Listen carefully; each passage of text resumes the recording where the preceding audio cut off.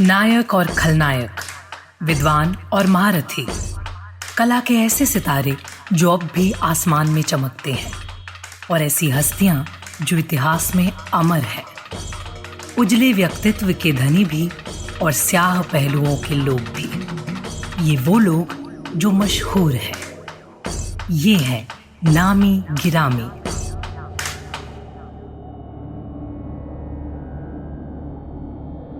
अंतरिक्ष के सबसे बड़े रहस्य ब्लैक होल की खोज हो चुकी थी, मगर उसका बिहेवियर, उसकी गतिविधि अभी भी दुनिया भर के साइंटिस्ट्स के लिए अनसुलझी पहेली थी। नासा ने इसे लेकर कई प्रोजेक्ट्स पर काम करना शुरू किया। कामयाबी भी मिली, लेकिन वो काफी नहीं थी। ब्लैक होल के बिहेवियर को समझने के लिए साइंटिस्ट्स को एक फॉर्मूले की तलाश थी, मगर तमाम कोशिशों के बाद भी हासिल कुछ नहीं हो रहा था। देखते ही देखते 40 बरस गुजर गए। इतने सालों में ब्लैक होल पर सफलता तो जरूर मिली, लेकिन मंजिल अभी बहुत दूर थी। 2011 तक रिसर्च जारी थी। इसी दौरान कुछ साइंटिस्ट्स की नजर अचानक डच मैथमेटिशियन सैंडर ज़्वेगर्स के 2022 में किए गए रिसर्च पर गई। रिसर्च में कुछ अजीबोगरीब फॉर्मूलों का इस्तेमाल हुआ था।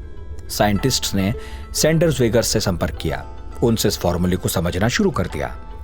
सैंडर से बात करने के बाद वैज्ञानिकों ने तुरंत अपने बाकी साथियों को उस फॉर्मूले के बारे में इत्तला दी और ब्लैक होल पर काम फिर से शुरू हो गया। कुछ ही महीनों बाद उस प्रोजेक्ट्स पर काम करने वाले वैज्ञानिकों को एहसास हुआ कि गुत्थी अब धीरे धीरे सुलझ रही है।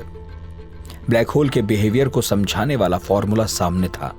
इस सूत्र की खोज एक मैथमेटिशियन ने करीब 100 साल पहले ही कर दी थी। इसी की मदद से सैंडर ज़्वेगर्स ने अपना रिसर्च पूरा किया और वैज्ञानिकों ने ब्लैक होल के बिहेवियर की खोज कर ली। करीब 1 सदी बाद उस मैथमेटिशियन का नाम फिर से जिंदा हो उठा था। हर न्यूज चैनल, अखबार में उसके ही नाम के चर्चे थे। उनका नाम था श्रीनिवास रामानुजन। नमस्कार, मैं नितिन ठाकुर हूं और आज कहानी उस गणितज्ञ की जिन्हें भारत के न्यूटन की उपाधि दी गई और जिनके बनाए फॉर्मूले और थ्योरम्स आज भी वैज्ञानिकों और मैथमेटिशियंस को रोज कुछ नया सीखने की प्रेरणा देते हैं।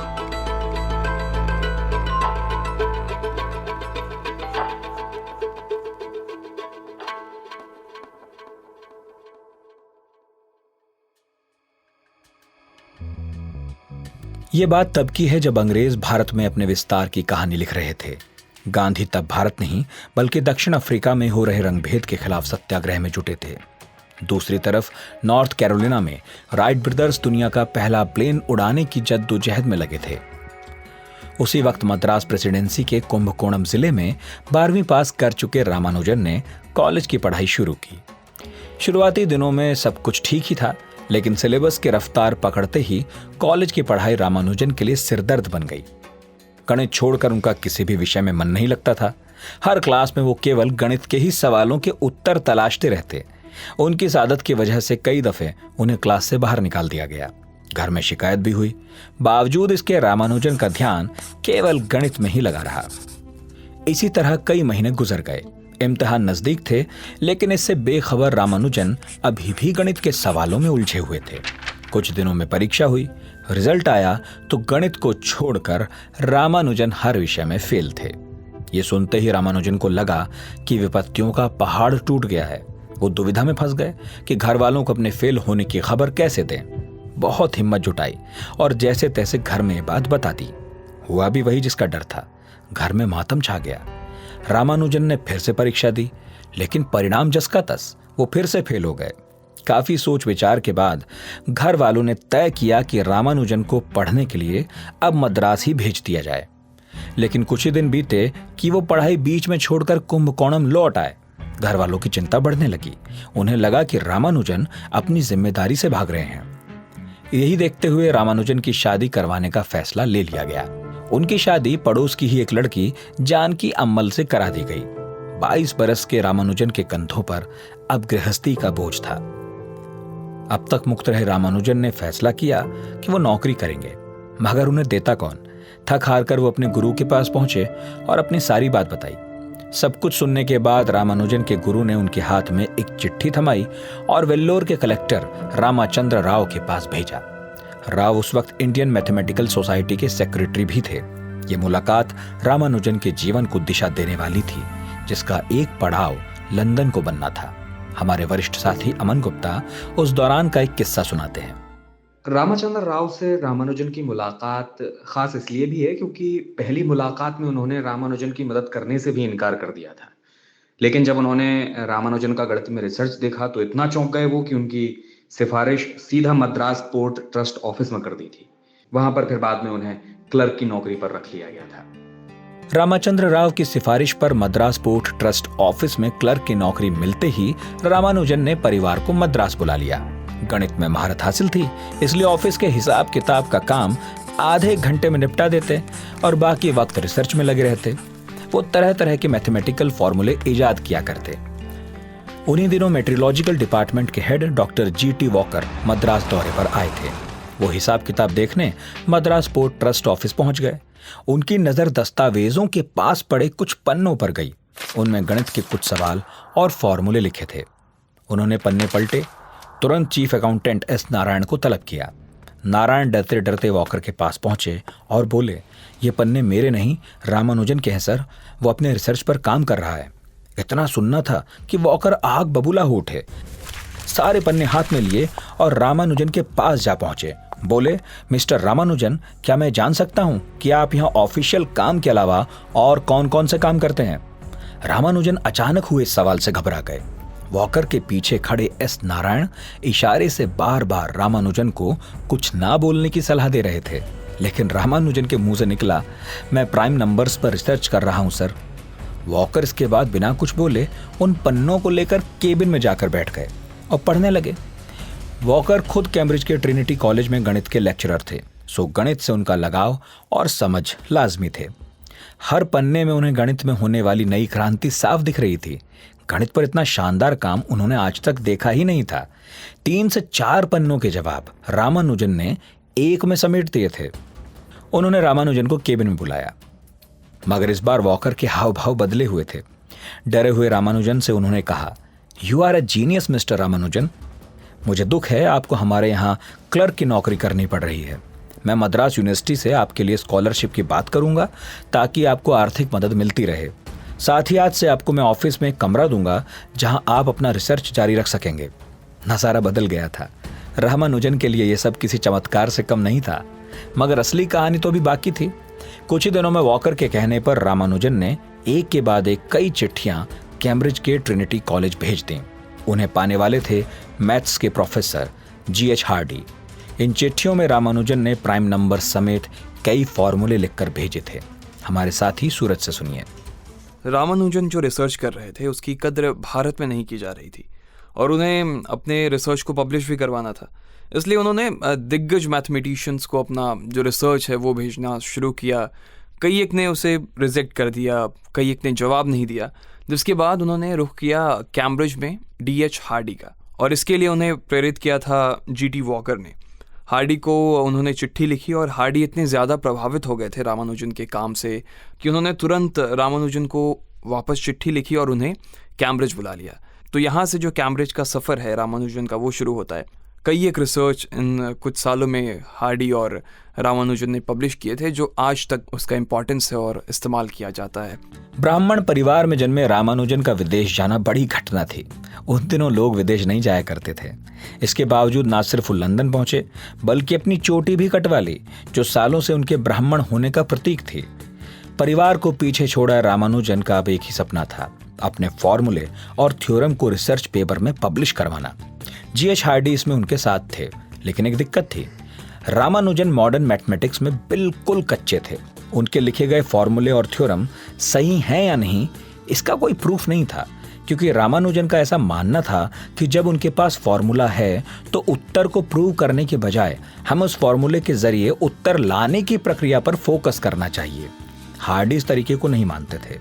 उन्होंने रामानुजन के सामने एक शर्त रख दी कि जब तक वो मॉडर्न मैथमेटिक्स समझ नहीं लेते उनका पेपर पब्लिश नहीं होगा। अब रामानुजन खुद को ठगा महसूस करने लगे। वो लंदन आए ही इसलिए थे ताकि उनके पेपर पब्लिश हो सकें, लेकिन उनके सामने शर्त रख दी गई कि मॉडर्न मैथमेटिक्स पहले समझो। रामानुजन ने क्लास लेनी शुरू की। एक रोज प्रोफेसर ने उन्हें बुलाया और एक थ्योरम सॉल्व करने के लिए दे दी। इसका फॉर्मूला प्रोफेसर साहब खुद भी ढूंढ नहीं पाए थे।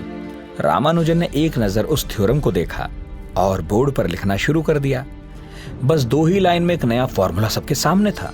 प्रोफेसर देखकर हैरान हो गए। उन्हें लगा कि रामानुजन ने उनकी बेइज्जती कर दी है।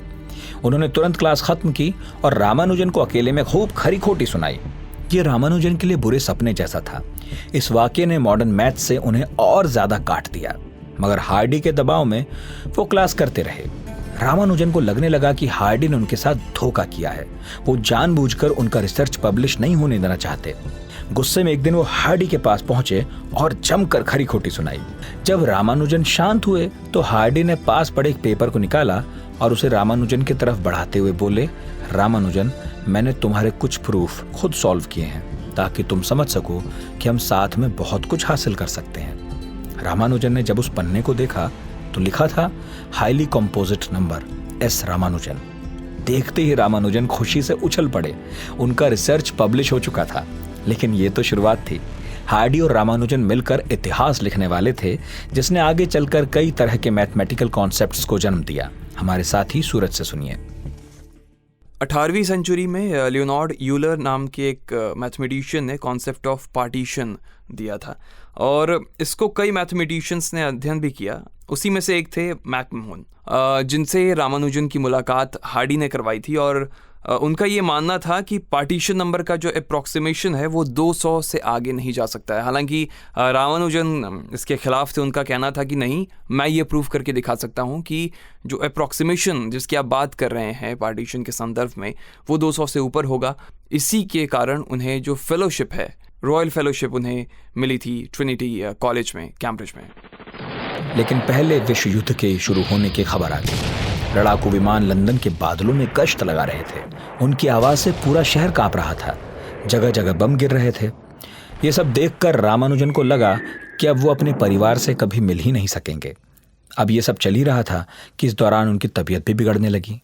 डॉक्टर को दिखाया तो मालूम चला कि उन्हें ट्यूबरक्लोसिस है, वो भी फाइनल स्टेज। उन दिनों टीबी लाइलाज बीमारी थी जिसका नतीजा मौत थी। रामानुजन के सामने अब कई सवाल खड़े थे। सवाल उनके परिवार का, सवाल उनके रिसर्च का, सवाल उनके भविष्य का जो अंधेरे में डूबता दिखाई दे रहा था। मगर उन्होंने खुद को संभाला, तय किया कि जितना भी समय है रिसर्च को देंगे और हार्डी को अपनी बीमारी के बारे में पता नहीं चलने देंगे। उधर हार्डी ट्रिनिटी कॉलेज में रामानुजन की फेलोशिप के लिए पूरा जोर लगा रहे थे। उन्होंने इसके लिए कॉलेज के प्रोफेसर्स की मीटिंग बुलाई, मगर कोई भी रामानुजन के पक्ष में नहीं था। उस वक्त कई मुल्कों पर राज कर रहे ब्रिटिश एक इंडियन को अपने से ऊपर जाता नहीं देख सकते थे। नतीजतन रामानुजन की फेलोशिप कैंसिल कर दी गई। उदास मन के साथ हार्डी रामानुजन के पास पहुंचे और उनसे माफी मांगते हुए कहा, रामानुजन, तुम्हारी फेलोशिप कैंसिल कर दी गई है, मुझे माफ कर देना। ये रामानुजन के लिए झटका था। उनके सामने मौत खड़ी थी और एक तय समय में उन्हें खुद को साबित भी करना था। लेकिन हार्डी को छोड़कर उनके साथ कोई भी नहीं खड़ा था। रामानुजन कमरे से निकले और बेसुध सी अवस्था में रेलवे ट्रैक की तरफ बढ़ने लगे। रेल लाइन पर लेटकर उन्होंने आंखें बंद कर ली। जल्द ही ट्रेन आने की आवाज सुनाई दी। तेज रफ्तार से वो रामानुजन की तरफ बढ़ी चली आ रही थी। आत्महत्या करने का फैसला ले चुके रामानुजन ने अपनी आंखें और जोर से भींच लीं। ट्रेन के इंजन में बैठे शख्स ने पटरी पर लेटी उस छाया को देखा। उसने तुरंत ड्राइवर को चेताया। ट्रेन की रफ्तार तेज थी और इतनी कम दूरी पर उसे रोकना लगभग असंभव था। ड्राइवर ने हिम्मत करके ब्रेक पूरी ताकत से दबाए। ट्रेन रामानुजन से कुछ मीटर की दूरी पर थम गई। ड्राइवर हड़बड़ाता हुआ ट्रेन से नीचे उतरा और दौड़ता हुआ रामानुजन के पास पहुंचा। अब तक रामानुजन बेहोश हो चुके थे। उन्हें हॉस्पिटल में भर्ती कराया गया। हार्डी को जब इसकी खबर लगी तो आनन फानन में हॉस्पिटल पहुंचे। डॉक्टर ने बताया कि रामानुजन को लास्ट स्टेज टीबी है और उनके पास बहुत कम वक्त है। हार्डी के लिए बहुत बड़ा सदमा था। हार्डी एक कोने में गए और फूट फूट कर रोए। कुछ संभलने के बाद उन्होंने रामानुजन से वादा किया। वादा फेलोशिप दिलाने का, वादा अंत तक उनका साथ निभाने का। ट्रिनिटी कॉलेज से फेलोशिप पा चुके रामानुजन अब अपने घर लौटना चाहते थे। हार्डी ने उनके लौटने का बंदोबस्त किया। रामानुजन लंदन छोड़कर चले आए। देखते देखते 1 साल गुजर गया। फिर एक सुबह हार्डी के पास भारत से एक चिट्ठी आई। लिखा था, हार्डी, मैंने कुछ नए फॉर्मूले खोजे हैं मगर इसे प्रूव नहीं किया। तुम तो मुझे जानते ही हो, और हाँ, जब तुम्हें चिट्ठी मिले तो शायद मैं बहुत दूर जा चुका हूँगा। सबसे दूर, एक दोस्त के लिए एक दोस्त का आखिरी खत। यह पढ़ना था कि हार्डी की आंखों से आंसू बहने लगे। वो उस रोज खूब रोए और ये संदेशा ट्रिनिटी कॉलेज तक पहुंचा दिया। गणित ने अपना सबसे होनहार शिष्य खो दिया था। रामानुजन ने 3000 से भी ज्यादा फॉर्मूले इजाद किए थे।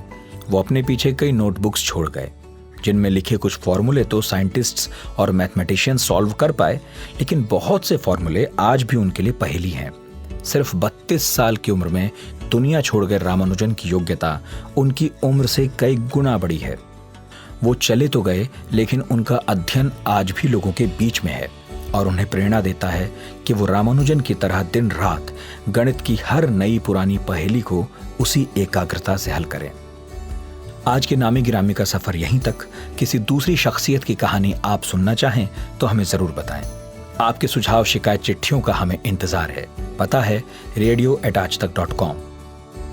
इस एपिसोड के लिए रिसर्च और प्रोडक्शन किया है सूरज कुमार ने, साउंड मिक्सिंग की है नितिन रावत ने। मेरा नाम नितिन ठाकुर है। इजाजत दीजिए।